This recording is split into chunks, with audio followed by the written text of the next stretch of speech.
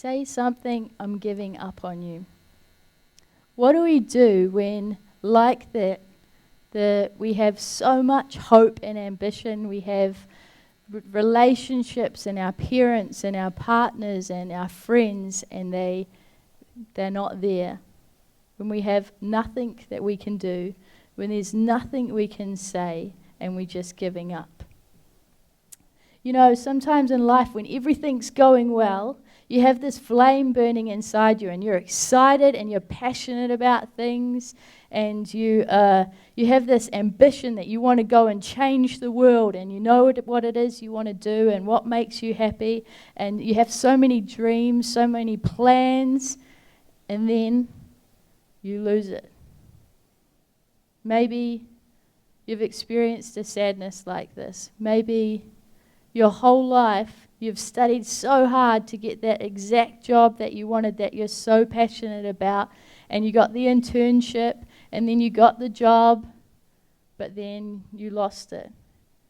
Or maybe you've experienced that kind of sadness when you meet your perfect partner and your best friends and everything's going well and you have that dream wedding and your dream family, and then without warning they go and you lose something else. Or maybe you've experienced that kind of sadness when you and your husband or you and your wife, you've wanted kids the whole time since you've known each other, and you had all these hopes, you've had all these plans, and then you hear it's just not going to be possible for you. Maybe you've experienced that kind of sadness when your health starts to deteriorate and there's nothing you can do about it. In fact, you can't achieve any of your goals anymore, let alone take care of yourself.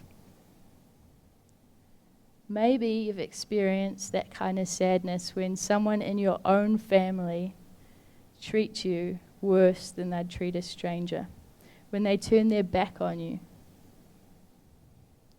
Maybe you've experienced this kind of sadness when you feel so isolated and so alone, but nobody even knows what's going on inside you. You know, last week Wesley shared in his message about a family who were worried, and they were worried about their sons. They had 2 twin boys, and one of them wasn't doing so well, and they were born prematurely, and they were constantly worried about, is their son going to be okay? And this week, that family have experienced immense sadness as one of their little boys died at just 85 days old. What do you say when there's nothing to say? How can you comfort a family like this? The dad of that little boy, he said at the funeral, you know, he's known God his whole life, and yet he had so many questions and was experiencing so much sadness. What can we say to help someone who's going through a situation like that?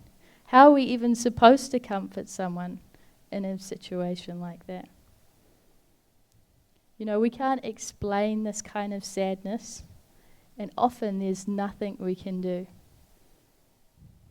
Today we're looking at the 5th of our emotions, and it is sadness. If you haven't been here the last few weeks, we're going over our Raw series, and that's where we're dealing with the emotions God created us with.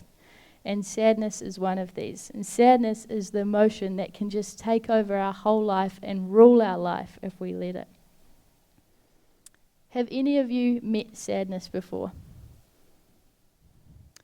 Sadness is pretty blue. She seems to be down and moping all the time. She's always moping around the place. And she seems at any given moment or time just to slump into this emotional mess and just bawl her eyes out. Last year, Pixar put out this awesome movie called Inside Out. Have any of you seen it? Yeah, it's a great movie. So for those of you who haven't seen it, there's these 5 emotions, these 5 characters, and they live inside the mind of a young girl called Riley, who's 11 years old. So the emotions, the characters, are anger, fear, disgust, sadness, and worry, and happiness. And so they live in the headquarters of Riley's mind and the control panel, and they're sort of responsible for the emotional state that Riley could be in. So if she's happy, it's because of happiness, and if she falls and hurts herself, then sadness kicks in. And each character is sort of responsible for Riley's day-to-day life as she's growing up. And in the movie, it's a kids' movie, but it's pretty amazing because the movie, they cleverly explain, like they explore how in life we try and have so much of the happiness one, and we try and avoid and block out sadness at all costs. And we focus on, we're always trying to satisfy our happiness, and we're always trying to just be happy all the time and have the best of things, and we don't want sadness, this character, to be in it at all. We often, even if we're feeling sadness, we'll try and hide behind the face of happiness, and we might put on this painted mask and just pretend everything's okay because we don't want to be real and raw. But did you know that sadness can actually be a good thing sometimes? In fact, sadness has a really important role to play. There's a video clip here that is from the movie. I just want to play for you guys for a moment. Who's your friend who likes to play?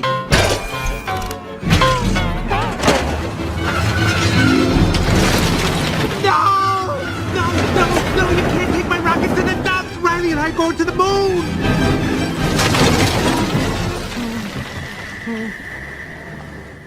Riley can't be done with me.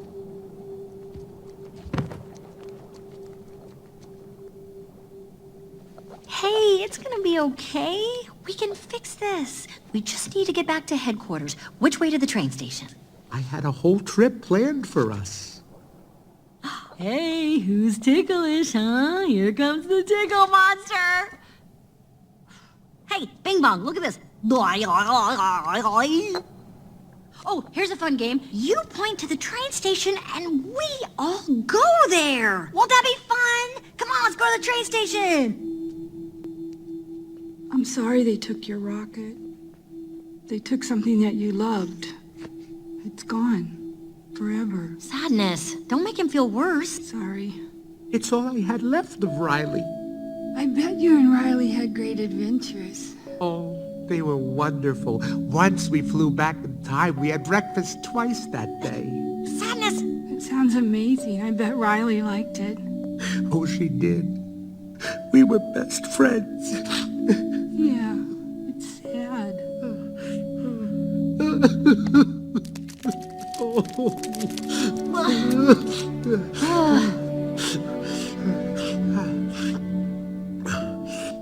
I'm okay now. Come on. The train station is this way. What I love about that little clip is, yeah, it's just a kid's movie, but see how happiness comes in and tries to cheer up Bing Bong, this imagination elephant that lives inside Riley's head, and he's like, hey, look, I'll tell you a joke, and they're pulling funny faces, and she's just trying to do whatever to cheer him up, and it doesn't work. And then sadness comes along, and happiness is like, oh man, you're going to make things worse, get out of the way. But sadness just comes, and he just sits next to him. She listens. She says, I'm sorry to hear that. She consoles with him. And that's actually a good thing. Sometimes in life we need sadness, and we can't always be cheered up. Maybe you've had a friend or someone you know who's feeling down, and you try and always be the funny one and tell a joke, and sometimes all we need to do is just sit next to them and just say, hey, I'm sorry to hear that. And maybe sometimes there's nothing we can do. Maybe it is as simply as sitting next to someone and just staring at the carpet with them. This is just a kid's movie, but I think it's so true for us today. Sometimes we need to be sad, and it's a good thing. It can be healthy. You don't always have to be cheered up straight away. Sometimes you have to go through the emotions of just being sad, and it's okay. Sadness isn't just this blue cartoon character, though. Unfortunately, sadness is something real and raw that all of us face. At some point in life, either you have or you're going to face some kind of immense sadness in your life. It's a normal emotion, so don't try and push it away or cover it up. Maybe you face it every single day in your life already and we don't even know. maybe it's going to come. And maybe it's on a huge scale, sadness, and it could be like sad that you've just dropped your ice cream on the ground, or it could be sad that actually your whole life is in chaos and it's falling apart all around you.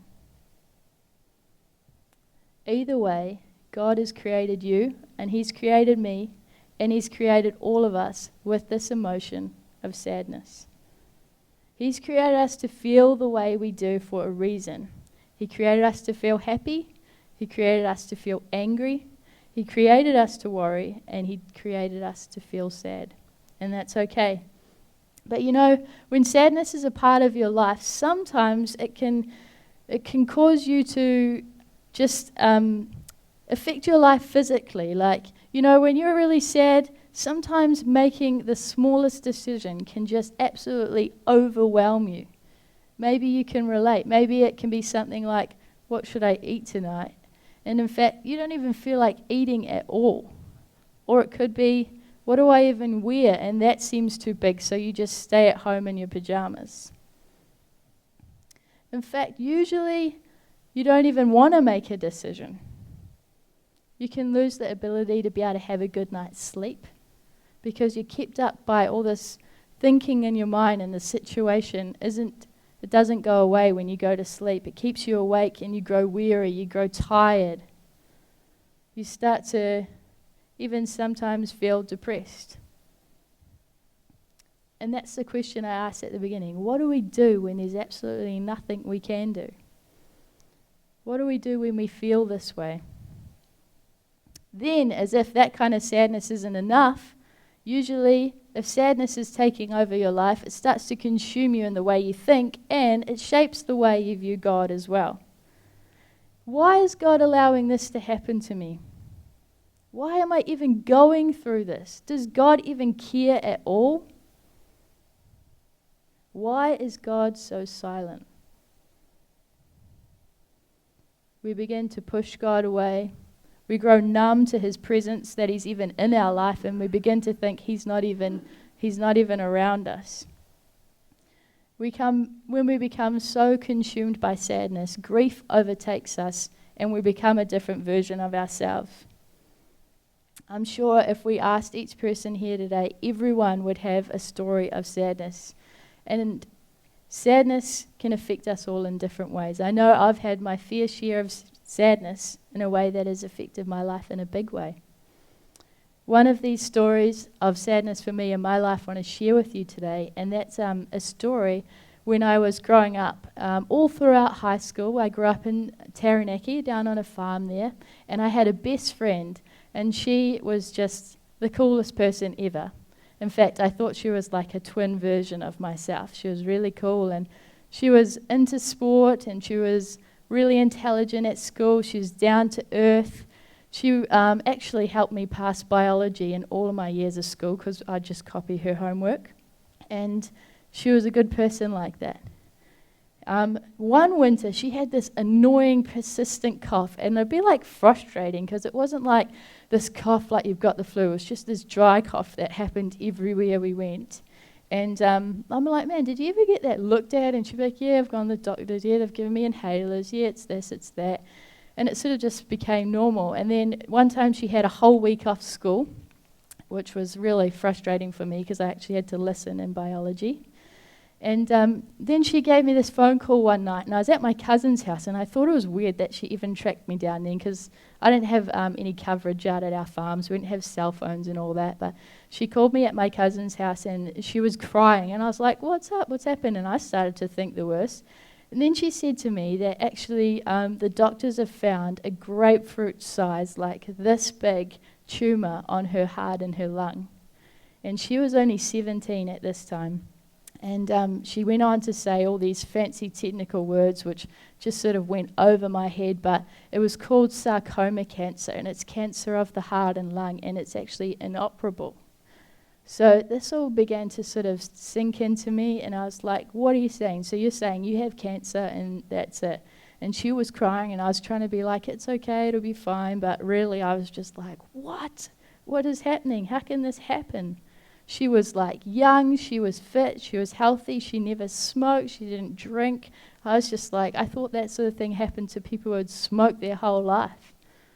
So I had all these questions, and so did she, but pretty soon after she started chemo, and I remember there'd be days where I'd take days off school and I'd sit with her in the hospital room, and she'd be plugged into all these machines in the chair and be getting the chemo, and we'd just play cards and eat terrible hospital food. But that just became the norm of my life in my last year of school. After the chemo, I remember she used to get so sick. She'd be throwing up all the time. She couldn't keep any food down. She'd be getting these fevers and things, and it would last like that for 2 weeks. And I'd be like, this chemo is the worst thing for her. And then she'd finally start to feel a little bit better, and she'd have a week of being okay where we could hang out, and then she'd have to go have another round of chemo. And this happened for 10 times, so it was a horrible thing, and it went on for so long. And I remember both her and I bawling our eyes out as we were shaving her hair that was falling out because of the chemo. And I said I was going to shave mine too, but that made her cry even more, so we just brought a really cool wig instead. And then the chemo didn't seem to work, so they said they're going to start radiation treatment. And this made it worse than the chemo. Her skin would begin to burn and itch, and she couldn't feel comfortable even with any clothes on. She was constantly in pain, and I had to see this, and I was just thinking the whole time, what kind of God allows this to happen? I was frustrated at God, and every time I'd go visit her, I'd go home just bawling my eyes out, yelling at God. I was wondering why he would allow something like this to happen. I remember going to my school ball in 7th form, and Alyssa came with me, that was her name, and she came in a wheelchair with an oxygen tank as my date. And it was sad. It made me think, man, I don't know about this God anymore. And it went on for a long time. And finally I finished high school, and I moved to Rotorua, and it was a tough choice for me because I wanted to start my studies, but I didn't want to leave her. But she was like, no, you should go to be good. And I went, and that's 3 hours away from New Plymouth. And so every single weekend I'd make this trip back home to see her and back. And every time I was in the car, I'd be thinking, come on, God, you got to do something this time. I'd be begging him, and I'd be crying out to him. I'd be praying to him. I was like, do something. But it just seemed to get worse. Each weekend I'd go and visit.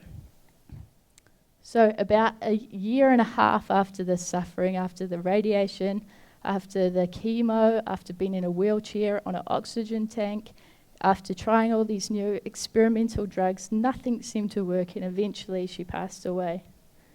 I remember sitting next to her bed and just crying and just sort of thinking, why did God allow this to happen?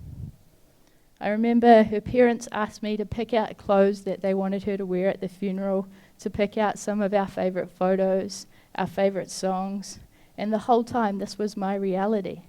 For a year and a half, I'd gone through this with her each stage, and I'd seen it, and it just began to, my life was just sadness all the time for this whole time along with her. I went to the funeral, and I helped carry the coffin, and I did all the things you do. And eventually I just said my goodbyes, and then I was numb. I said, what kind of God are you? Why would you allow this to happen to a young 18-year-old girl? I said, why, if she had to go, would you allow her to suffer? Why didn't you hear my cries? Why didn't you hear our prayers? I said, say something, God. And then I gave up on him. After nights of just crying all the time, after yelling at God, I didn't speak to him anymore. I decided that I didn't want anything to do with a God that would allow this kind of thing to happen. What kind of God would do that? I pushed him so far out of my life that for a couple of years, that was it. I didn't believe in God. I didn't go to church. I didn't even bother to pray to him, and he felt so far away, and that was fine with me. I let the emotion of sadness consume my life. It took control. I wasn't in control, and that was just how I lived life from then on. Could any good come from something like this? You know, at some point in your life, if you haven't already, you're going to experience some kind of deep, raw, real sadness like this. However, there is good. As you experience and go through this kind of this kind of sadness, you have an opportunity to choose to let it benefit you or not. You know, over time, you eventually find healing in your sadness, and you have a new reality. And in that new reality, you have an opportunity that you can actually start to relate to people. You can empathize with someone going through something similar. You can start to feel other people's pain, and you can be there with them. You can relate, and you have this new ability to be able to put yourself in someone else's shoes. You can walk alongside them in the midst of their struggle, even if all you do is stare at the carpet together. You know, when someone is so sad, when they are consumed by sadness in their life, they can't carry their own hope. They don't see a brighter day coming for them. They don't see that they have a good future ahead. And that's where you guys come in. That's where our job, our role is to carry someone else's hope for them, to carry their faith for them until they're strong enough to carry it again themselves. This is our chance to be the friend, to carry their hope, to carry their strength, to carry their faith until they're ready to relight their flame and carry it again for themselves once again. Have you ever noticed that whenever someone goes through a sad time, and it could be with their health or something in their family or a struggle with their finances or in a relationship, whatever it is, there's one positive thing about sadness. And that one positive thing is it draws people together. You know, out of nowhere, you might feel like you were so alone, and then all of a sudden you have this network around you of people who are helping you out, taking you for coffee, just sitting next to you, cooking you meals. They might just come and visit. They might be doing the simple things like cleaning up your house or making you have a shower when you've just been sitting in your pajamas for days. The support network comes out of nowhere, and this is one awesome thing about sadness. You know, and a few years ago, some of my friends, their two sisters and their dad died, and I remember thinking, looking from an outside perspective, I was thinking, what on earth am I supposed to do to be able to help these guys? But watching everybody come together and just doing the smallest things, like even walking their dogs or bringing a meal or sending a reminder text on an anniversary date can mean the world to somebody. And it's an amazing thing to see people who you don't even expect to remember something like that and just be there for you. You know, even when you find it so hard to see God, just like I did, I couldn't see him at all. Let me tell you that there is a God who cares, and he understands our suffering even more than you could ever imagine. You know, God lost his only son, and his son was hanging there on the cross in extreme pain and sadness, and he even said, my God, why have you forsaken me?" Even Jesus himself thought that God had abandoned him. But did you know that God's heart is breaking just as much as ours is when we're sad? You know, when we're crying out to God in pain and saying, "Where are you?" He is also crying, and he never intended the world to be this way. When we're crying out and asking God just to say something, to not let the distance be part of your relationship with him. When you're crying out and you're saying, "Why are you so silent?" God is saying, "Be still and know that I am God." Be still and know that I am God. Do you even know who God is? Do you know that he says he will be your refuge and your strength and your ever-present help in time of trouble? Nothing you can do can separate you from God's love. And you might think, well, that relates to everyone but me. But no, it relates to you too. There's nothing that you can do that will separate you from God's love. In Romans 8 verse 38, Paul says this, and he says, I am convinced that there is nothing that can separate us from God's love, neither death nor life. Nothing can separate us. You know, God is already right beside you, even if you don't think it. When you're crying out to God in the night, He is right beside you. When you're feeling so alone and you think not one person in the world cares, He is right beside you. When you don't even see a light at the end of your tunnel, when you have no hope, when you have no future, God says He will be the light. In fact, He doesn't just say, I will be your light. He says, I am the light for the whole world. I am the light of the world. His light continuously burns. He will not fade away. He will not give up, and He will not leave you. The psalmist already knew this. And in Psalms 121, he says, I look up to the mountains. Does my hope come from there? My help comes from the Lord who made the heavens and the earth, the one who created you and I, the one who created these emotions. Verse 3 says, He will not let you stumble. The one who watches over you will not slumber. Jesus isn't sleeping on the job while you're crying out to Him. He's awake, He's there, He's listening, and He's not going to make a mistake.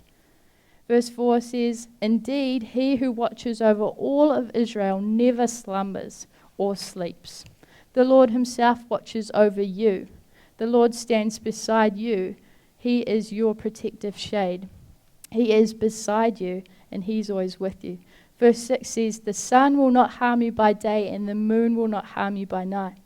The Lord keeps you from all harm, and He watches over your life. And that one, all harm, but actually it's God seeing the bigger picture.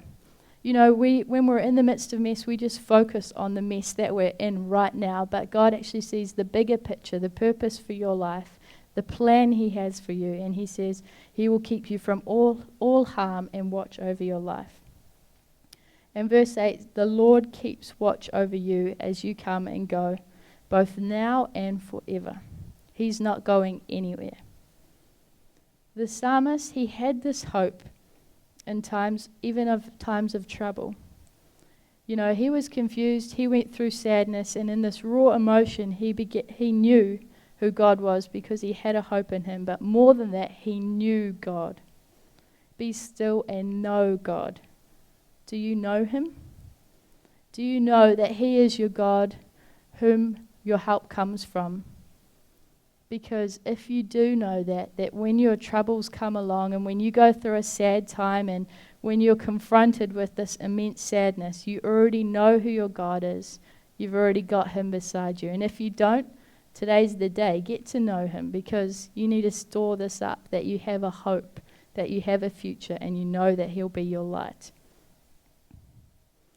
There's a hymn, an old hymn that's well known, and it's called It Is Well With My Soul. It's a well-known hymn, and I used to sing it as a child, and I think my dad sang it as a child, and it went all the way back. And it's written by Horatio Spafford. This is a picture of the guy there. And maybe you've heard the hymn before, but do you know the story behind it? Let me tell you how he came to writing this song. So the guy, he went through a number of traumatic events in his life. So first, his 2-year-old son died, and then his house and the properties he had got burnt in the Chicago fires. And then his investments got hit by the economic downturn, and he lost his job as well as his businesses. So eventually he decided that with his wife and his daughters that they would leave and they would go live somewhere else. So they sold out what they had left, and just before they hopped on the boat to leave, he actually had to go and sort a few things out. So he said, hey, to his wife and daughters, hey, you guys go ahead, and I'll meet you there once I sort out the rest of the things back home.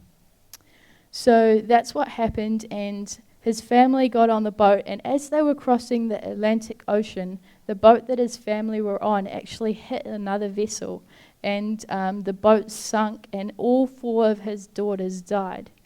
So he had lost his son, he had lost his house, he had lost his business, and now he's just lost all 4 of his daughters. His wife, Anna, survived, and when she got to the other side, she sent a telegraph back to her husband that said, "Survived alone."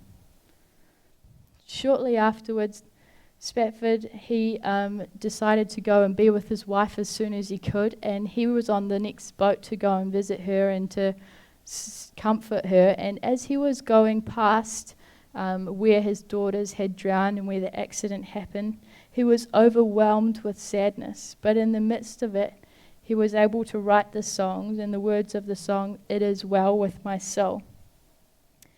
As the ship passed where his daughters were, he had this immense sadness inside him, but he was able to write these words. And the first verse is just, I love the words he wrote, and he says, "When peace like a river attendeth my way, when sorrow like sea billows roll, whatever my lot, thou hast taught me to say, it is well with my soul."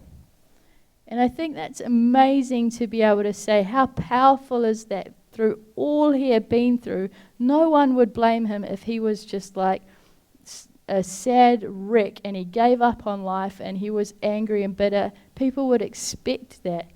But instead, because he knew who God was, he says, whatever my lot, whether I be in peace or whether I be like in a raging sea in a storm, he says, I can still say, it is well with my soul. And that is an amazing thing to be able to have. And wouldn't it be amazing if we could say that too? If we trusted God enough, no matter what situation we went through, no matter if we were going through a tough breakup or if we're struggling financially or if we're having relationship issues, whatever it is, maybe you don't know what God's plan for your life is and you're just struggling day-to-day life and you're covered in this sadness that's consuming you. Imagine if you knew God enough that you could say, it is well with my soul. You know, it's my hope for Gracegate as a church family, as a community, that we could be the light for those who are in the darkness of sadness.